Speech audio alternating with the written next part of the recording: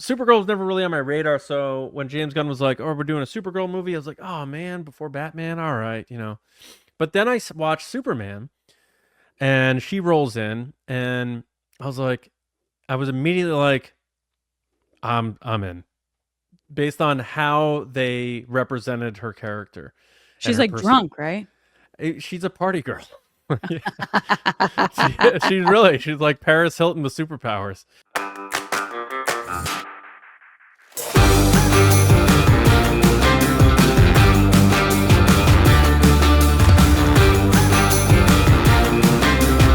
Hey everybody, welcome to Nerdy and Nice. I'm John. Thanks for joining us on this episode. We hope you had a wonderful weekend, however you spent it. But now it is time to hang with us. Get a little nerdy. Yeah, Lacey and I are here. I'm John. We are here to talk about all the cool things happening in the world of movies, TV, and pop culture that we love to nerd out about.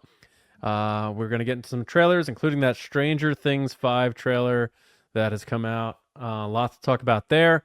Also, a Pixar trailer, and a lot of news stories. Check in on Superman and what we're watching. And I know And Kpop Demon Hunters. Lacey's very excited to talk about the Demon Hunters. All right. And I even watched it, so we'll talk about it. I But made him watch it. Lacey, yeah, she came over and basically said, if you don't watch this, then I didn't do that, but I did keep texting and calling until he was like, "Okay, I'm watching it." yeah, I Stop. watched it in two sittings. But we are here to talk about all of that. But to kick things off, we're not talking about the other guys. We're not talking about nice guys. We're talking about tough guys. But the confusing part is an actor from the other guys and an actor from Nice Guys are both gonna be in Tough Guys, and that movie has nothing to do with the other guys or the Nice Guys, just guys. So Lacey, we got Ryan Gosling and Will Ferrell tapped to star in an action comedy called Tough Guys for Amazon MGM Studios. Quick thoughts. I was very confused. So I was like, wasn't Will Ferrell already in this movie with Mark Wahlberg? And I was totally wrong. But then I quickly Googled Tough Guys, and there is some type of buddy movie that came out called Tough Guys. So I wonder if this is a remake of that. It had Kirk Douglas in it. Burt Lancaster. I doubt it. I think it's just the same title. Oh, weird. It's like social media handles. You come up with a good idea and you're like, I'm going to call it that. And then you realize everybody's got that handle. My initial thoughts are, sounds good. I think they're both hilarious. I will watch it. It's on Amazon, so it's easy to stream. I'm in. That works. I love the pairing. I love action comedies. I think Ryan Gosling is very funny and underrated in terms of his humor sometimes. Yes. And you have Will Ferrell, who I've always liked, and I feel like we were just talking recently about, like, he's so funny. Where are Will Ferrell's movies? Like, where's the next funny movie? This might be it. The only thing I'm hung up on here is you need a good writer. This is a pitch that came, and it's going to be written by Daniel Gold, and I think he doesn't have a large resume. The biggest writing credit he has is Working Moms. He wrote 11 episodes of that series that ran for a few years. That's pretty much it. So we'll see what he brings to the table for this movie. We'll see who directs this movie. But the stars and the idea of it being an action comedy have me interested. I just need to make sure that we have some good writing, because you don't have a good comedy without good writing, no matter who is doing the performing. We've seen some Will Ferrell stinkers over the years, some of his maybe movies without Adam McKay involved, that sort of thing. So we'll see. But the idea on paper sounds fun. I am interested. We got to learn more. But now, Lacey, we're flipping things around on this show. We're doing trailer time at the beginning, and it may be a permanent thing, because we were thinking you always see trailers before movies anyway. So the trailer talk should go at the top of the show. It's like the appetizer. Yeah, we're gonna go with that. Let us know what you think about us doing the trailers at the top before we get into the main stories, but we're doing that on this episode. So now it is time to get into trailer time. Oh God, I love that movie. I do too, Paul Rudd. So Paul Rudd will not be in either of these releases, but we have Hoppers, the Pixar next release coming out next March. We have Piper Curda as the lead role, who plays a girl whose mind gets transported into the body of a manufactured beaver to stop, like 3D printed beaver. Yeah, to stop a mayor's plan to tear down some natural land. Sounds very Avatar. When I heard the premise, they make the joke in the trailer, probably to sort of pull an 8 Mile on us so that we can't say it because they said it. But we also have Bobby Moynihan and John Hamm supporting that cast. That comes out March 6th. It's Pixar. Pixar has been a little hit or miss in the past few years. Inside Out 2 was a juggernaut. But some of the other ones they put out, not so much. Elio, I don't think did very well. But here we are, Lacey. We have Hoppers. The trailer's out. Is it a good trailer? And what do you think of the advertisement for Pixar's next effort? I have many thoughts about this. First of all, I don't think the story is interesting. I don't think it's an interesting concept. Now, I might eat those words once I watch it, and I'm like, oh, this is adorable. I'm talking purely from the trailer. It doesn't look that interesting. It looks like it could be a Pixar short more than it could be a full movie. I was saying this offline to John that I feel Pixar and Disney animation in general, seemingly in the past few years, has kind of been lackluster to me in the storytelling bucket. Especially coming off of Kpop Demon Hunters, and we're going to get to that in a little bit, but that's fully animated from Sony Animation. It looks amazing. The story's original. It's creative. The idea is original. It's just everything there is pushing some type of boundary or some interesting thing that you couldn't even come up with on your own. This, to me, the story of, hey, a girl puts her brain into a beaver seems like a really bad child pitch of something I would put in my journal in 4th grade of like, come up with a creative idea. And I drove by a beaver dam and I was like, what if I became a beaver for the day? Like, it just doesn't seem that interesting. This trailer has its moments of like, oh, that's kind of comical.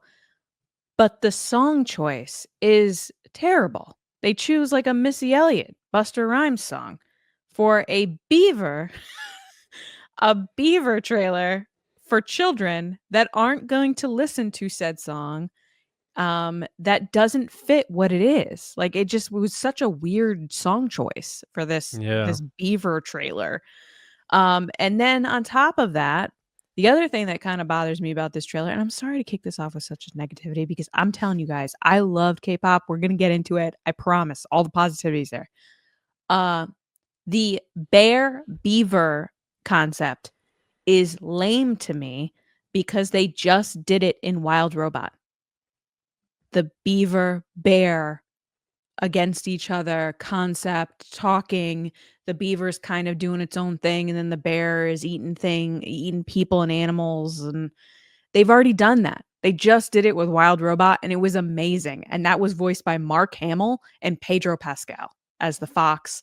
I think the beaver was someone well known too. I can't think of it off the top of my head, but the bear was Mark Hamill. So to me, it just feels like, as the kids say, you're reheating their nachos. This has been done, Pixar. So why are you presenting me with a film that the first 2 seconds into the trailer is saying, oh, so it's like Avatar? Okay, then maybe you shouldn't be making it. Maybe you should be making something original. And that's what I'm going to say. All right, that's fair. Yeah, well, I don't know if this is a trend in movies or not, and I think it's cool when people get opportunities like this. But like the writer director Daniel Chong, like the only main he's been with Pixar for a while, doing story art and that sort of stuff. But in terms of directing and writing. The only thing he's done is We Bare Bears, which was an animated series and a movie. It seemed Is to be that the three bears? Isn't it the Uh, bears that are on top of each other? I don't know Polar if they're bear, on. panda bear, other bear? No. It's three like bears, very Top of each other. uniquely. Stacked? No, no, there's no stacking. Oh. No, You sure? Maybe I not. mean I'm looking at the images and I don't see them Bear. stacked. But anyway, my point is, Okay. Literally the first image that comes up, 2014, is a yellow title card with the polar bear stacked with the panda on top of it, stacked with the other like they're all together. I mean it's three bears. I mean we don't Did need you to get. Google We Bear Bears? Yes. Yeah. Are Yeah. you sure? Yeah. It's also, by the Oh, way, has Bobby Moynihan in it. yeah. I do see the image you're talking about. But Thank you. yeah, that's. I mean, I don't know if that's a part of the story or not. I've never even heard of this. So it was on Cartoon Network, I believe, and then they made a movie, and I think it was well received by its audience. But Sure. that's pretty much it for his resume in that end of the aisle. So you have another like newer person coming in for a Pixar effort. I think that certainly going to add some question marks. Will it deliver? Pixar can definitely use some more wins. They used to be pretty just unstoppable. They were trendsetters. Like, Yeah. I don't see this thing trending worldwide. Like, oh my God, Hoppers was the movie of the year. Yeah, I don't see this as a movie that's going to do super well. I'm not trying to root against it, but again, it doesn't catch me the way a lot of other Pixar stuff does. I don't necessarily feel the magic or the pull to it, but we'll see. That could change. This trailer didn't necessarily do anything to make me feel like, oh, I got to take the kids to this one. So we'll see. But for now, eh. But now on to the main event for trailers, Stranger Things 5. We finally have a trailer. It was a long one. It's about 2.5 minutes. We get dialogue in it. It's a full-on trailer that gives us a real peek into what we're looking at for the final chapter of Stranger Things, Hawkins, Indiana, going out with a bang. But Lacey, we watched this. We checked it out. We did. It's finally returning this November, then this December, then later this Thanksgiving, December. Christmas, New Year's. Yep. All Yep. the big holidays. What do you think? Do you think it was a good trailer? And what did it do for you in terms of getting set up for the final entry in Stranger Things? It's I would say it's a very interesting, good trailer. It kept my attention the whole time. I think there's a lot to unpack. Like, you could definitely be one of those fans that goes through and looks at every single screenshot or every single scene and like tries to make some type of speculation on it, which we're not going to do. My first reaction, I'm gonna get this out of the way, is that it's been so long. Like, this has been dragged out so long. But I understand that they definitely are telling the story that they want to tell. It looks great. The kids are old now. But the Duffer Brothers definitely have a huge budget on this one. It looks fantastic. Netflix is fully in. They said, you can do whatever you want. Here's your budget. Basically, they're the Russo brothers of Netflix. They can just get whatever they want. Yeah. The other thing that initially stuck out to me was that the choice of song surprised me because it's very kind of heavy metal, 80s metal band music with a lot of guitar riffs. Which I know that this show takes place in the 80s, but I bought the soundtrack from the first season. It's on my phone actually from my old iPod. And when it cycles on, it surprises me that it's just a lot of like synthesizers, like 80s ambiance music is the first season. So to go to this, to me says that there's a big influence here from Eddie Munson. And then they have the whole like turning up the volume, the whole trailer, like that's the thread throughout the whole trailer as you see it going up in volume. And they show his grave with Dustin. Yep. And I can't help but think that he has a bigger role in this than they're letting on initially. Like, most fans think he's dead. I think that there's something else going on here because of the choice of song for this trailer. They could have gone with, like, we joke about it on the show, but like the cheesy piano keys, like in the original theme, so that everybody, is like, oh, nostalgia. They could have gone with synthesizers, like I said, like 80s synths and stuff. Pinball music, 80s, other type of music, but they went with this. Yeah. It is weird seeing all the kids so old, but time keeps moving. And I'm just excited to see where this season's going to end, because I believe they've said before that they knew where it was going to end, right? Like they said when they set out, they knew where the story was going to end. They just were trying to get to that ending. I hope it's not what you said, John, where it's they wake up and they're playing D&D or something, or they Oh flashback. man. That Yeah. would kill me. But I think we should all get ready to cry a lot, because there's a lot of crying people in this trailer. A lot of Yeah. scary moments. They do the whole Jurassic Park kitchen scene Oh yeah. with the Demogorgons, which I was like, oh, there it is. I think we're going to get a lot of Easter eggs, a lot of references from the 80s and 90s and pop culture, which we Yep. expect from the show. But also a lot of heart, but I can't help but think in the back of my mind that they do talk about a lot in the interviews how everybody was crying all the time, and crying on the last day of work, and crying at the table reads and stuff. So people be Yeah. dying. Yeah. I thought this trailer was big. I think this final season is going to be absolutely huge. I think the season 4 was like $300 million budget. So this could even be higher, maybe 350, 400, like you said, This maybe blank is check. And this is But after Wednesday, right? Because it's going Squid Game, Wednesday. yeah. Yeah. Yep. Okay, Stranger Things. Yeah. Okay. Yeah. Yeah, so it's an epic trailer. I love that we get some dialogue, we get check-ins with all the characters. The decibel thing to me is, well, first of all, the town looks completely militarized. It looks like it's not just small pockets of people who are aware of this thing. As we saw at the end of season 4, the whole sky lit up. It seems like the entire town is now a part of this fight. So you're getting military involved, you're getting other local people involved.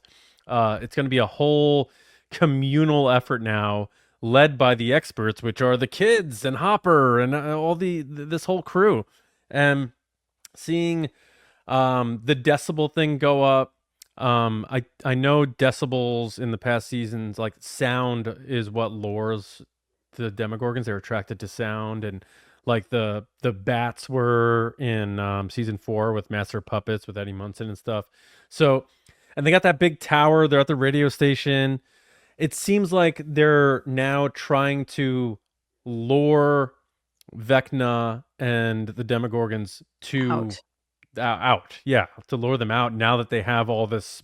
Everyone believes them now, all the support, all that. So it seems like there's going to be this big all-out war that's happening, not in the Upside Down, in the real world. Which they hinted in season 1 at the very end. Remember, they were seeing stuff and whatnot. Yeah, and then at the end of season 4, the sky's all lit and the whole town's sort of seeing it. And this takes place a year after. So this is 86 was season 4. This is supposed to be like fall 87 to close it out. I'm almost born, guys. Almost. So I like that that's going to feel new. I think season 4 was such an important season for the series because it was like this revival.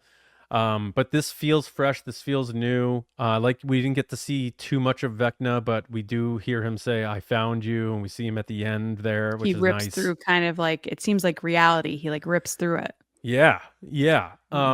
So and then, but immediately as I'm watching all these characters and stuff, and knowing we're gonna say goodbye, my brain goes to, all right, who's dying? Who's not making it out of this thing? And I'm thinking I'm like, all right, 11 probably gonna die, because she's like that chosen one, and you can tell Millie Bobby Brown's already all set with all this stuff, so she's probably like, yeah, you can kill me, that's fine. Do you think Hopper? because he almost died once. I don't think Hopper will die because they sort of already did that. We But thought Joyce, he maybe? died, and then he came back in the next season, and he wasn't dead. He was in like a Russian prison. I think Jonathan's gonna die. Because I think Will's gonna live. I think Will's gonna die. I think Will's gonna live because the kid's been through so damn much. But I he's feel the like, connection to the world. but I think They keep 11's gonna do saying that something to take that from him. I guess, but they keep saying that every season that he's coughing up slugs, like he's in it. And he keeps seeing the flashes. And then in the last teaser, they had the whole run moment where he was like, run. Because Yeah. I think he's seeing things before other people. I think he's dying. 11's dying. You think Jonathan's dying? That's why Nancy's crying so hard? I think Jonathan's dying because they've almost sort of gone back to their connection, him and Nancy. And then Steve will probably like come in and Steve will live. I was gonna say because they're not gonna kill Steve because they've gotten too far with Steve. and they've teased him dying a few times. I think Steve lives. I think Jonathan dies.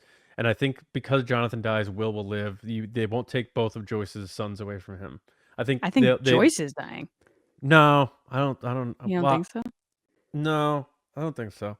But I hope none of the other kids, like, I don't want this to be this like massacre where like one. Maybe we should person do survives. a quiz. Who's gonna die? Yeah, we should. We'll do We'll do our first like contest. We'll do a contest. Yeah.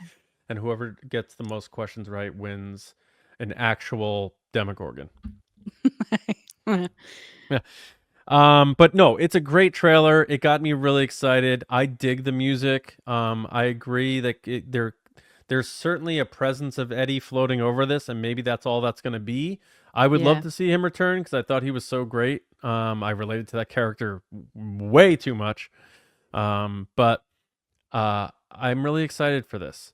And we could speculate more as time goes on because I know I can go on forever with, wondering what's going to happen in this thing. But I'm very excited for it. Season 4 really did revitalize my love for this show. And even though it's been a few years, now that it's here, that time doesn't mean anything. It's coming. And I'm very excited to watch it. I'm probably going to burn through it because I with that show, I'm always like, I can't wait to see what happens next. Don't spoil it for me. No, I will not. Yeah, I Chrissy, spoiled. Wake up. I accidentally spoiled without realizing it. Eddie Munson's death in season 4. But anyway, I think this is a knockout. This is a big home run for Netflix coming up. And what a year with Squid Game and now Wednesday coming up. And this Netflix is probably going to raise our prices. But anyway, I gotta say I'm more excited for Wednesday than Stranger Things, if I'm being honest. Oh, really? Interesting. All right, cool. I loved Wednesday. Yeah, you did. All right, let us get into our main stories now. Definitely let us know what you think of the Stranger Things trailer and Hoppers. Or do you agree with us, disagree? I want your thoughts in the comments. You want to hear what you have to say. But now it's time to get into our main stories in What's Happening. Human sacrifice, dogs and cats living together, mass hysteria. Enough, I get the point. Stuff going on this week. Like, it's not slowed down. Summertime is the time for pop culture, apparently, and we're going into San Diego Comic-Con in a couple weeks. But yeah, we're kicking it off with a little bit of info about what we're going to talk about later in the show, which is Kpop Demon Hunters. If you haven't heard about this movie, I don't know where you've been. It's everywhere, like all over the internet, all over the news, all over. Should we just talk about it now? Do you want to talk about it now? Yeah, because I could just keep this to the end and we can go into the other stories. No, let's just do all the K-pop stuff right here. Okay, because it's not really what you're watching; it's what's happening. That's okay. We did it for Superman. I gave my review when we were talking about that. All we're right, allowed fine. to break the rules. It's our show. Who's going to tell us what to do? That's fair. That's fair. We're pivoting. But let me get into some background information for those of you that don't know, that haven't been online in the past week. Kpop Demon Hunters is a new animated feature from Sony Animation that is on Netflix currently. And from some sources on the internet, it's picked up 80.3 million views in its first 4 weeks in the top 10 and is on track to surpass a lot of other animated features as the #1 feature animated for Netflix ever of all time. It's also topping the Billboard chart as the #1 K-pop girl group, I believe, to hit #1 here in America. And it's kind of funny because it's animated.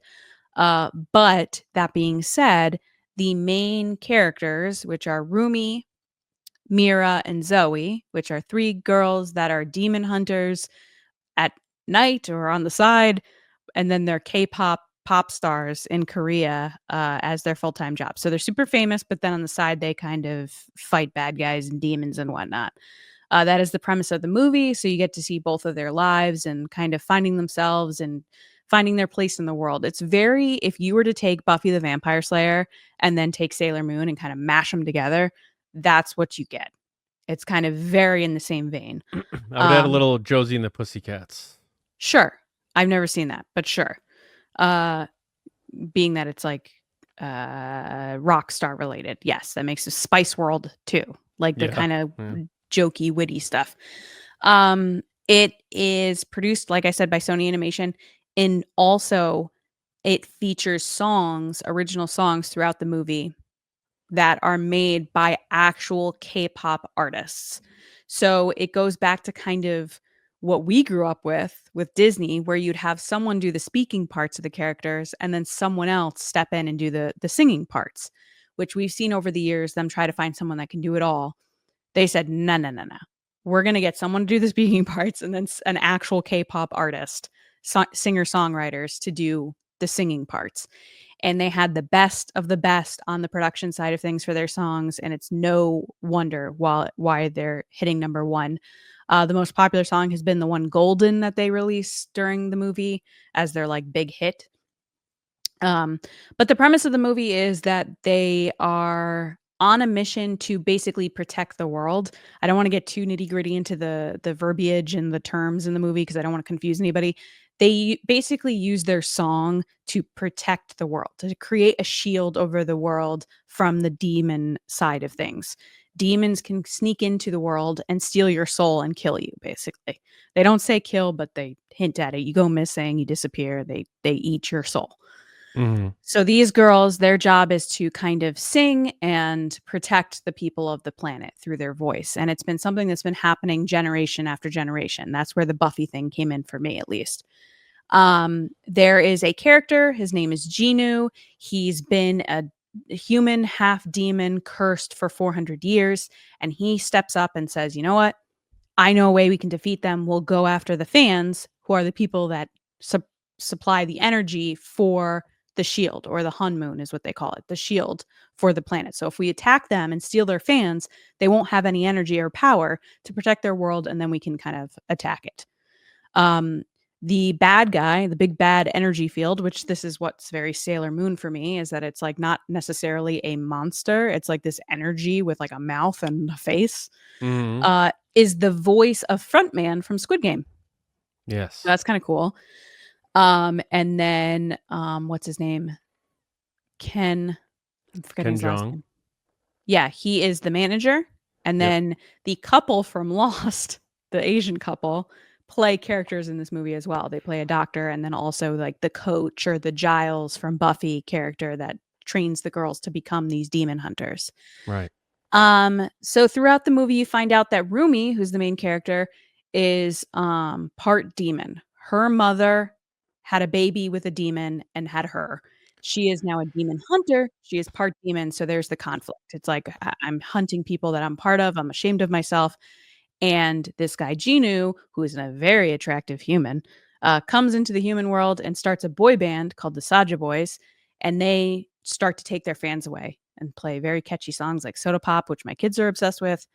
And they battle it out there, and then they fall in love because they have this connection of both being demons, and then they have this big kind of battle number at the end.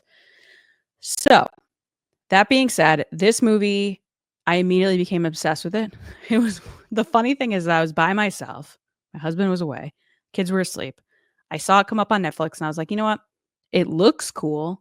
It's pretty colors. The animation looks great. I'm going to try it out. And I started it.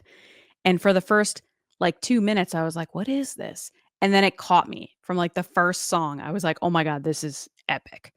It's funny. It's witty. It is fast paced. Like you can't walk away because you might miss something.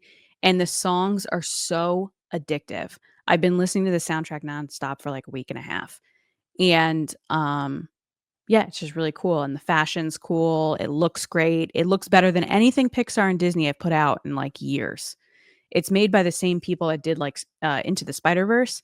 So it has a very specific kind of cool aesthetic that reminds me of what we would expect from Disney years ago, like pushing boundaries on what is possible with animation and the way things can look and feel, and just cool stuff, because they work in a lot of anime and manga type like facial reactions and jokes and stuff like that that kind of make it feel like it's a comic coming off the page in the animation. But at the same time, the main girl does look very Elsa-ish to me. Like she looks very like a Disney princess. Yeah.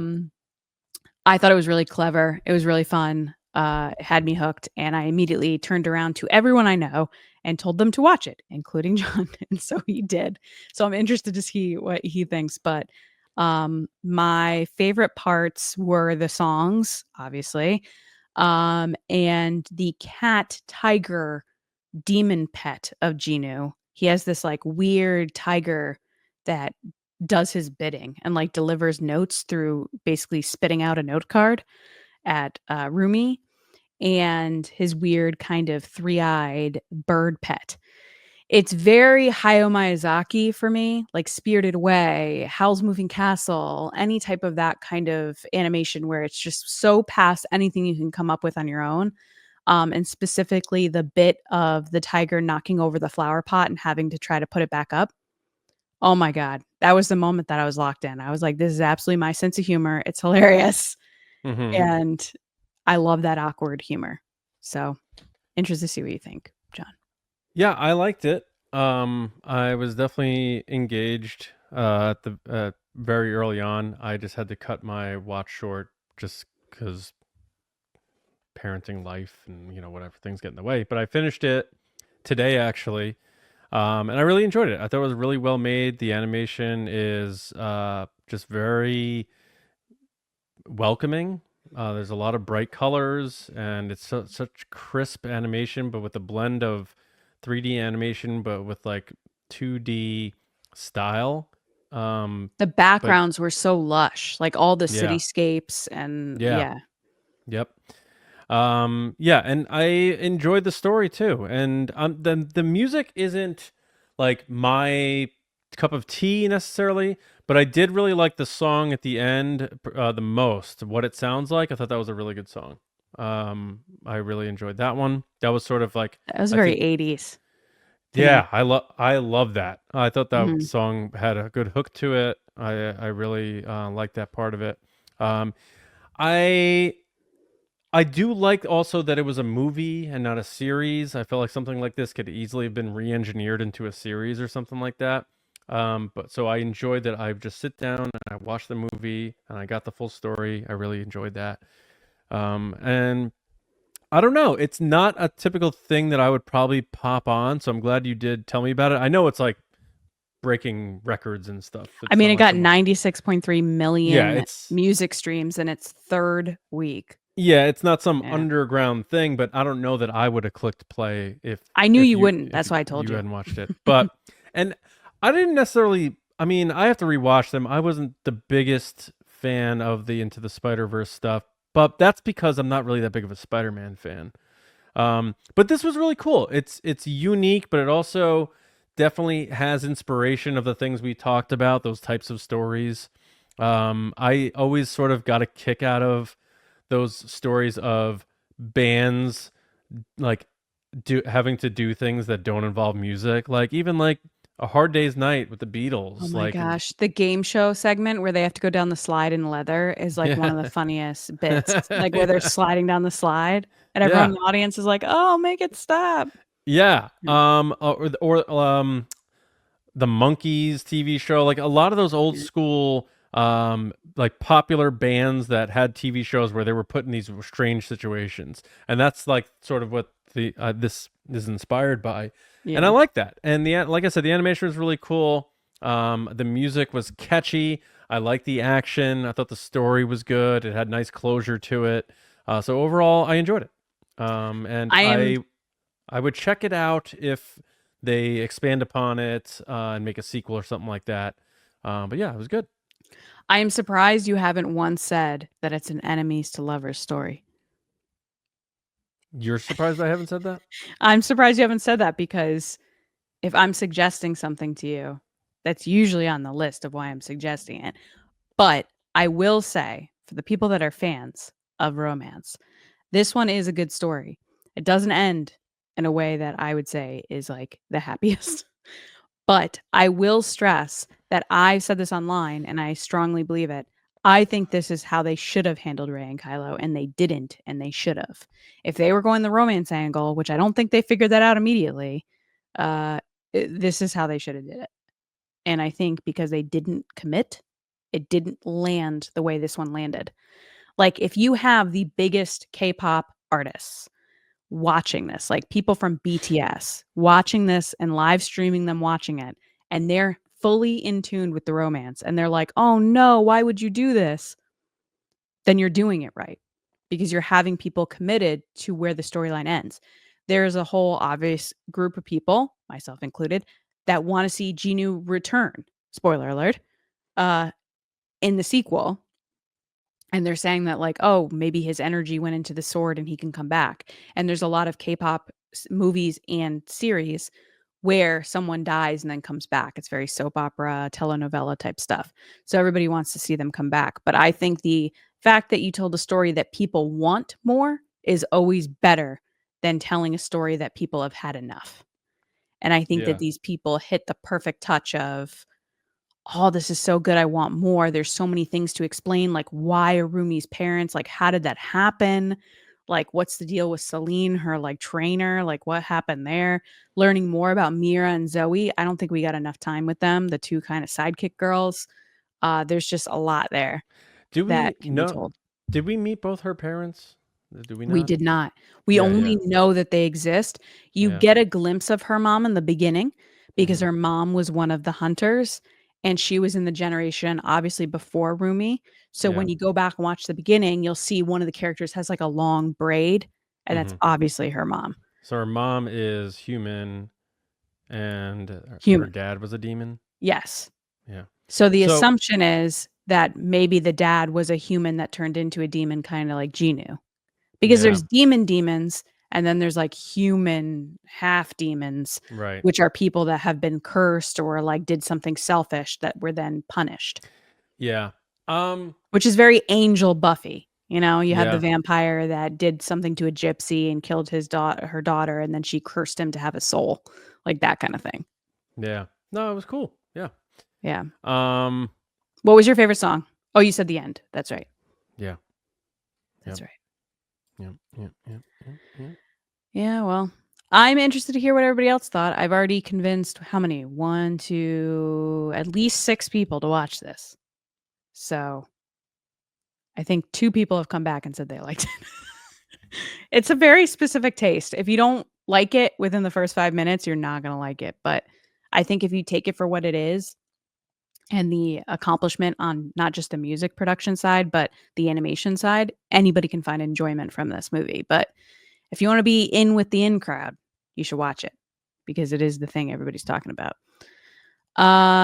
Speaking of the thing everybody's talking about, the other thing is the movie in theaters right now, which is Superman, which John did a lovely review of, which will be coming out soon. Very long one, if I might add. Really went for it. Yeah. I have no idea how the edit worked, but so I'll just, so before we record a lot on one night, and before we recorded, I head down early because I'm like, I'm late to making this review, and I start recording it, and then we're supposed to link up at 8:15, and I look up and it's like 8:19, and I realized I had been recording for 23 minutes. I'm like, I've been talking about Superman by myself for 23 minutes. So I don't know how, obviously as we record this, I haven't seen finished product or anything, but I'm sure you got a nice round of practice in for editing that one. So no, I'm sure it's great. But the story is that Not only is it continuing to perform well in the box office, but James Gunn went ahead and released the first poster for Supergirl with confirmation that the movie is arriving next year in 2026. It's Supergirl with kind of like an icy, it looks like, standing off to the side in a trench coat with her outfit underneath. Or a that says, tumbler. It looks like she has like a tumbler in her hand or something. sure. And then it's a Superman poster that says "Look Up" with the Superman logo, and it's spray painted out over up, so it's "Look Out." And she, my understanding is, she makes an appearance at the end of the current Superman, and that Crypto is that Crypto, right? That's the dog's name. Is her dog? Spoilers, but yeah. Spoilers. Which is very cute.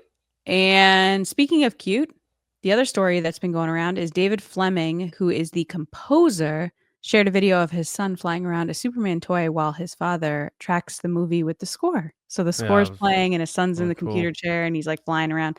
I sent that to John being like, this is so cute. I know you'd like this. Yeah. John, what are your thoughts on these two Superman stories? Are you excited for Supergirl or are you just kind of like, yeah, I'll watch it. Why not? So I allude to this in my spoiler review for Superman, but so please do watch that. I appreciate it. We appreciate it. But I was never the biggest Supergirl fan. I didn't like read Supergirl comics or anything. Obviously, wasn't, in my lane necessarily. But I do remember her popping up in the comics. I remember her getting like brutally like smashed, maybe even killed by Doomsday in the Death of Superman series back in '93, which was, I have vivid memories of when that came out because it was such a big deal that they were going to kill Superman. And then they brought him back, of course. But people really thought they were just killing Superman. It was a really big deal. But then there was the Supergirl movie from the 80s, which was terrible. Just a really, really bad movie. And it's one of those movies that's so bad that I don't even know that people watch it and do the thing where they like it because it's bad sort of thing, like the Star Wars holiday special. It's just really freaking bad. Right. So I was then like, Supergirl the series, which the girl from Glee was on it, Melissa. Yeah, I didn't see that. I don't really like the CW stuff. It's a little cheesy. Yeah. It's definitely YA. But anyway, so Supergirl was never really on my radar. So when James Gunn was like, "Oh, we're doing a Supergirl movie," I was like, "Oh man, before Batman, all right, But then I watched Superman, and she rolls in, and I was immediately like, I'm in, based on how they represented her character. She's like drunk, right? She's a party girl. She's like Paris Hilton with superpowers. But Millie Alcock, who I didn't know of her until House of the Dragon. She was in Game of Thrones, yeah. She plays the younger version of the Targaryen. And her being drunk at the Emmys last year. In House of the Dragon. Yeah. So, I wonder if that got her the role with James Gunn as she showed up drunk. And he was like, that looks like Supergirl. Yeah. Well, they probably already had filmed this already. But she's probably like, I gotta play this up now. But anyway, I really liked her cameo. I thought she did a great job. And now I am in, and I'm very interested. And I love the poster. It has more of those fun vibes. And so I'm very interested to see James Gunn's unique take on the character, because he took some unique swings himself with some lore with Superman that at first was very jarring. And then I was like, all right, based on how he wrapped it around, I was like, okay. So I'm down with that, especially if, she's going to have Crypto with her. It takes this poster looks very James Gunn. I'll admit that. It looks very Guardians of the Galaxy. It also reminds me a little bit of the new Spider-Man posters. Very vibrant with colors, very teenagey, like fun, like a edgy type of stuff. I dig it. It's cool. And then, so that movie comes out next year. I'm going to go see it. I'm going on the whole DC journey. I'm down for it. And this is a guy who was never a big fan of Supergirl. Like I said, I didn't like that movie. It was bad. I don't think anybody really liked that movie. And I saw her get basically killed in the Death of Superman. But here I am signing up. I'm in. I believe in James Gunn. I believe in the DCU. So away we go. And then, that clip of David Fleming with his son was just like so sweet. It's just so nice. So cute. It just reminded me of what you were, I wouldn't say looking to accomplish, but hoping for with your own son. Like that, I saw that clip and I was like, Oh oh, he man. would totally connect with this as something, him and Johnny. Oh yeah. When you like, if you ever get a chance, and I know you definitely have done this, but you get a chance to like spy on your kids playing without them knowing that you're watching, and you're organically watching them play. It's one of the most amazing things. And It really is. Like yesterday, I was outside watering my plants. I had the baby monitor with me, and Daisy was marrying off her stuffed animals to each other. exactly. And she was just like, Yeah. "You're marrying this one," and then she'd talk for that one and be like, "Well, why am I marrying it?" And you'd be like, "'Cause I said so." I'd be like, "Okay." Yeah. Or she And does like games with herself downstairs. Or like I said, she did a year ago. She was doing like Leia missions with BB-8 because she has that book oh from yeah. BB-8. Yeah. Right. Yeah, it's just one of the most magical things of parenthood, I would Yeah. say, is It's just cool. seeing your kids' creativity at play. I agree. Yeah. So I look, I'm on cloud 9 right now with Superman. Lacey, I did say in my spoiler review, like I said last week, I still can't determine whether it's my favorite Superman movie or not. Man of Need Steel, some up time. until this point, has been. It's Mhm. like Man of Steel, Superman 2. Oh, the camera can't see. Man of Steel, Superman 2, and Superman somewhere here. I don't know where. It's right around Under both of Christopher those. Reeve? No, not yet. Oh. I think it's above Superman 2. I don't know if it's below or above Man of Steel. I need to watch it a second time. This movie, there's so much in this movie. I want to see it again as soon as possible. Okay, Um, how about this? Is it the best Superman? Not movie, but like the best version of Superman? And is it the best man, version of Lois Lane? Out of it's all the the best. It's the best Lois Lane, because I was never that big of a fan of Margot Kidder. Mm, Um, yeah, it's the best Lois Lane. It's really hard to say it's the best. He's the best Superman. He's as good. Christopher Reeve is just like I was meant to be Superman when you look at that yeah, dude. yeah. So it's hard to say he's the best, but he's like great. Like, I have zero complaints about his role, Superman. I just think maybe he got knocked around a little too much in the movie. That was my one main like issue. They've been But doing that a lot with I mean, remember when we watched the first season of The Mandalorian? We said that we were like, why is he getting beat up so much? It seems a little excessive. Like they did it with James Bond too. yeah, and even there are moments. I don't want to be redundant because I probably said this before, but where you see like the big hero moment and the music climaxes, and you see that like he does the full Superman like stretch and the sun's on him, and you're like, now it's time. He's gonna just lay into all these guys, and then he just gets his ass kicked again. I'm like, damn it. That's James So Gunn messing with you. yeah, I agree, and I kept telling myself, and I did mention this in my review, like, don't forget that this is just the start. Mhm. Some of the stuff we're seeing now, as James Gunn is a good storyteller, as we saw with Guardians, it's going to pay off and develop later. So things that I'm like, I wish I saw more of this, or I wish this didn't happen as much. I believe in James Gunn. I believe this is going to become a full narrative. So, yeah, check out my spoiler review for more details. Super pumped on Superman, all in on DC, and now I'm all in on Supergirl. So let's go. I wonder if that's what James Gunn was speaking of, by the way. This past week, he was doing a lot of interviews and he had said that someone said, oh, when are you shooting the next Superman, or is the next Superman in production? He's like, well, it depends what you mean by Superman. And I wonder if he meant Supergirl.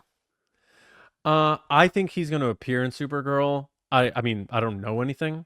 Yeah. But I think he did say there is going to be a Superman 2. He's going to get his Oh, own okay. movie. They're not Yeah. making the mistake that they did with the rush job of Justice League with the Snyder version.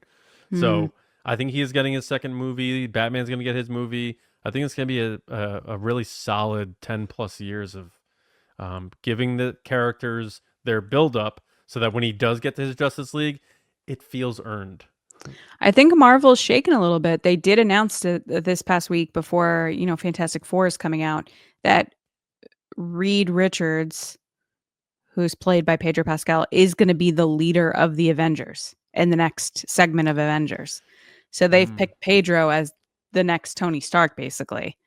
Um, and I Yeah. think that that's a conscious choice to try to get up some engagement and excitement going, because right now all people are talking about is Superman, good or bad. It's all people are talking about, and no one is talking about Fantastic Four. Yeah, I do think Fantastic Four is gonna do really well. It'll probably beat Superman internationally, I think, because You Superman think just so? well, because Superman is so just ingrained with America. Like, I guess it's just that it just had the biggest Tuesday of like 2025 so far. no, look, I Yeah. think Superman's doing great. I think Fantastic Four will do really well, and I'll admit, like, I've never been the biggest fan of the Fantastic Four. Um, but I saw this clip that they showed from the movie where Reed Richards is like at a press conference, and it's Pedro, and all the eyes are on him, the media, and all this stuff, and they ask him, "Are we going to be okay? Are we going to be safe?" And he's like, "I don't know." And I was like, that you know what? That's a really good clip. Like that was the best. Remember we talked about last week? We didn't like that clip where they were It talking was about so it's the her being chemistry was pregnant. off. Yeah. Yeah, this clip, granted, it was really just him. I was like, that's a really good scene right there. So I think this movie it'll probably end up being the best Fantastic Four movie. I hope it does well. I've nothing. I'm not trying to wish against Marvel. I think both DC and Marvel can exist as they always have. Um, but so we'll see. I don't know if I'm going to get to the theaters for it just because it's hard to get to the theater these days.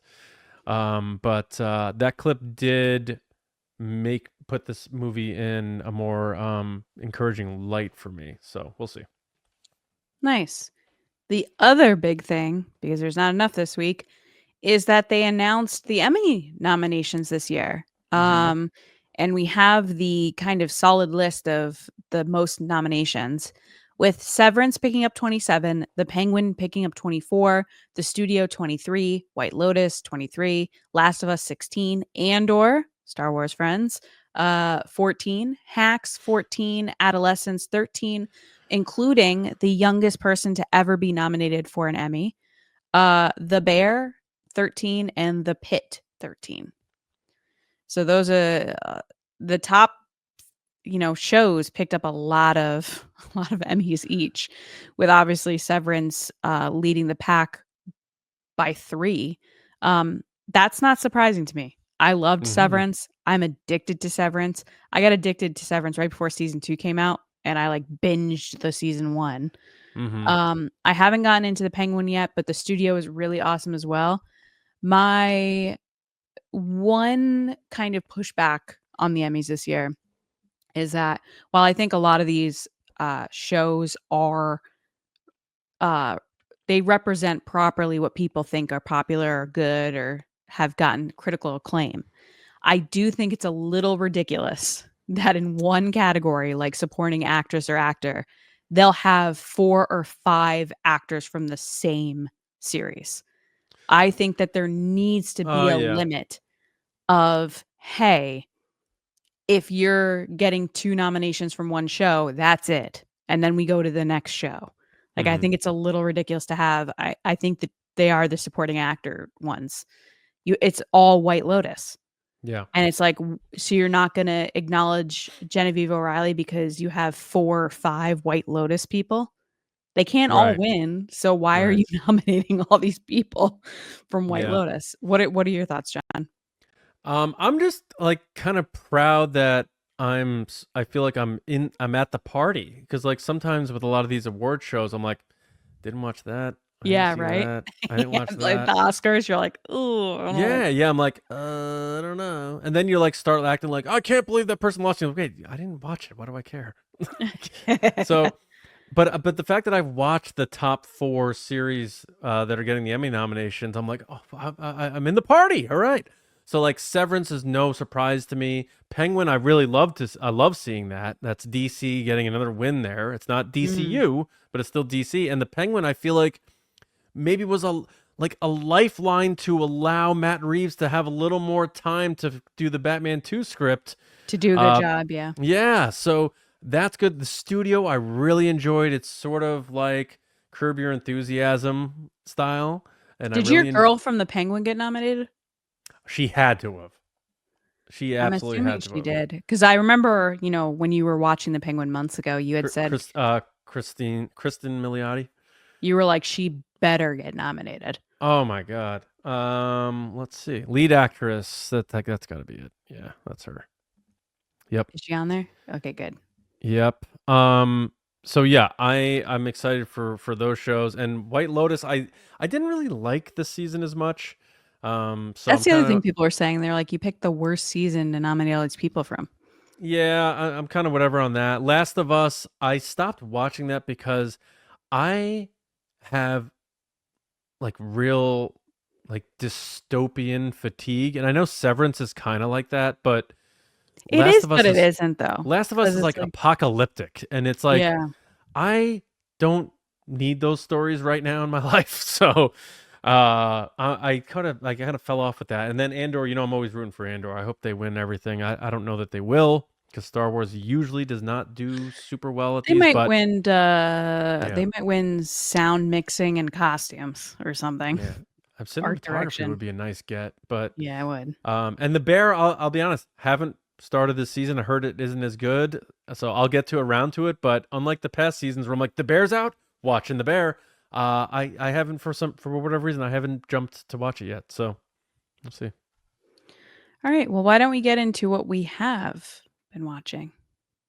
We can never leave the house, and would just probably sit around all weekend and watch TV. Go on.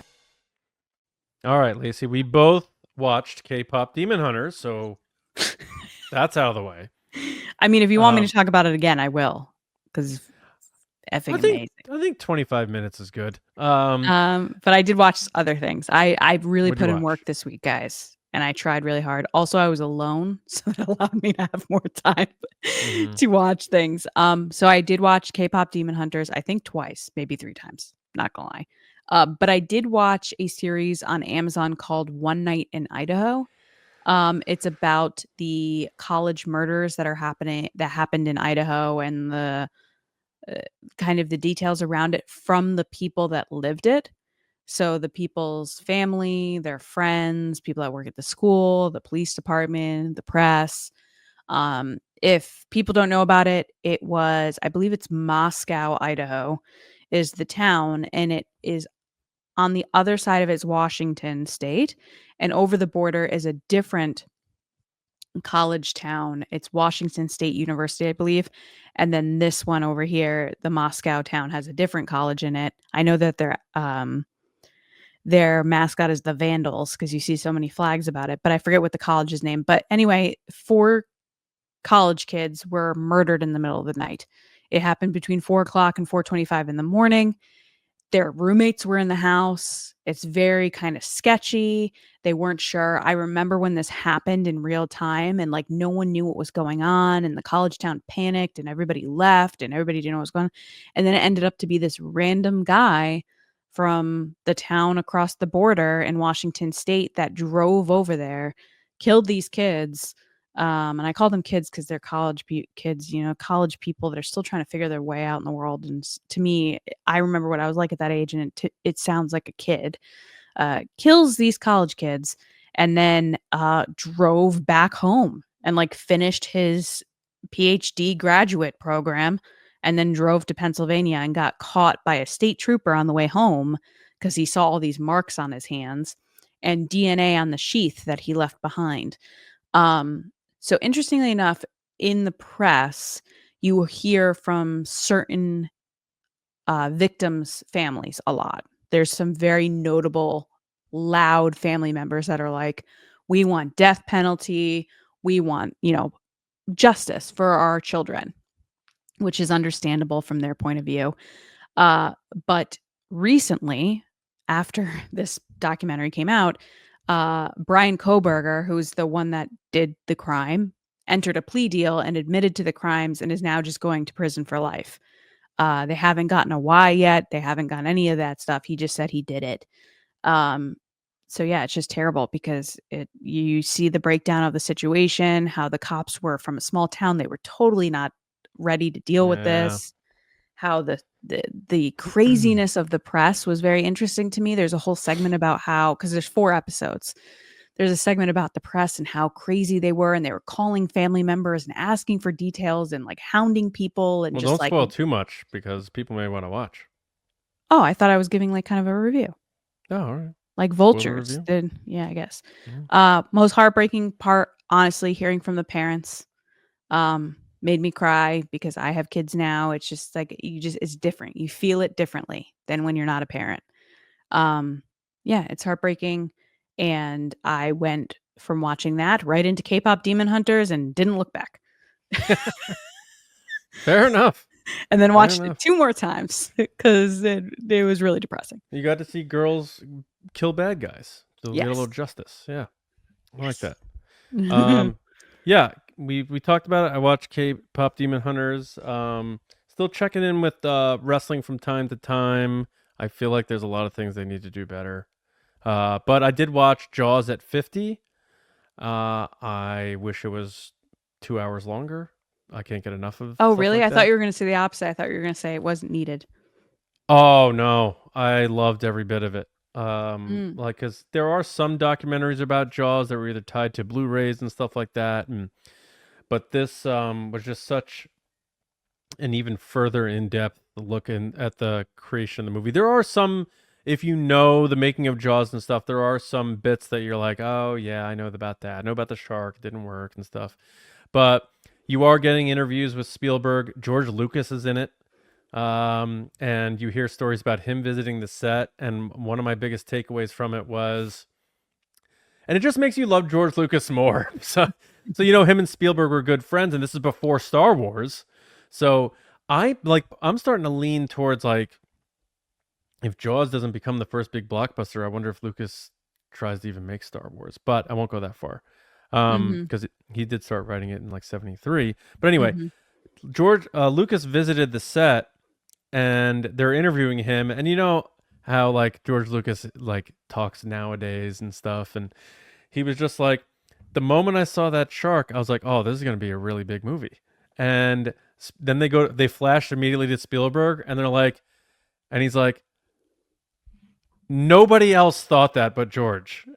Everyone else was like, he's like, I'm sitting there thinking my career's over. He's like, such a trendsetter. He went through similar things that Lucas went through. Like, remember Lucas like almost thought he had a heart attack making the first Star Wars and stuff. Spielberg was like, I thought I was having a heart attack. I thought my career was finished. He's like, there was an actor who said, I'll never work in Hollywood again. He's like, I never forgot it. And I'll never forget that person said that. He didn't say who the name was. But anyway, but hearing like George Lucas. So he's never worked with that guy again. That's my guess. But the fact that George Lucas visited the set of Jaws, which I did not know, and then said when he saw the shark and like how impressive it was, he's like, this is going to be a really big movie. And he was right. And Spielberg was like, George was right. He's right again. So I love that. But also like hearing about the actors and getting perspective from some of the still living cast, but also big fans of it. Like Emily Blunt's in it. I guess she's like a huge Jaws fan. Who knew? But it was just, yeah. But it was just really, really well done. And they definitely give you more than you have previously been told about the making of it and, the aftermath of it and everything. It just, Jaws at 50 is just really, really good. If you like Jaws, or even if you appreciate how hard a movie, especially back then, is to make, it's a really well done documentary. I think Hulu has it and Disney Plus, maybe somewhere else, but really just, me, I love those types of documentaries. So it's one of my favorite movies. Awesome. And it's a documentary about it. I'm watching it. But yeah, that's it. And that takes us to the end of the show. Thank you all so much for listening or watching and having fun with us. We hope you enjoyed this hour here with us, and hopefully kicked away some of those Monday blues that we all get, right? But make sure you subscribe to Nerdy and Nice. Follow us, Nerdy and Nice Pod, on social media. Nerdy and Nice is on its own audio platform, Apple, Spotify. Please just go there quickly right now. Click follow, subscribe, leave us a 5-star review. We're trying to grow this program. Thank you so much. And then our Patreon, patreon.com/TRB podcasts. We do exclusive content. That's Star Wars, but also not Star Wars. We have mini episodes. We do watch-alongs. We did an Indiana Jones and the Temple of Doom watch-along. Maybe I could sneak Jaws in here since Lacey hasn't watched that yet. That'd be a fun one. But needless to say, your support. Never go to the beach again. Oh yeah, I mean, but your support means such a great deal to us. The support of our tiers start at $5. So please go to patreon.com/TRB podcast and check it out. It's a lot of extra content we put out there as a thank you for your support. It means a lot to us, and it's a good time. And we have a really cool Discord server too. That is it. Lacey, where can people hit you up? People can come talk about Kpop Demon Hunters with me at Lacey Gilleran on social platforms and at It's Lacey Gilleran on TikTok. At Johnny Hoey for me, Blue Sky X. Yeah, let's talk about all this stuff. We'll be back next week with another episode. More good times ahead. And for Star Wars fans, as you know, we'll see you Thursday morning with another episode of TRB. We hope everyone is having a great summer. Have a wonderful week. Go see Superman. Watch Kpop Demon Hunters. Have some fun. And we'll see you next time right here on Nerdy and Nice. See you around, kids.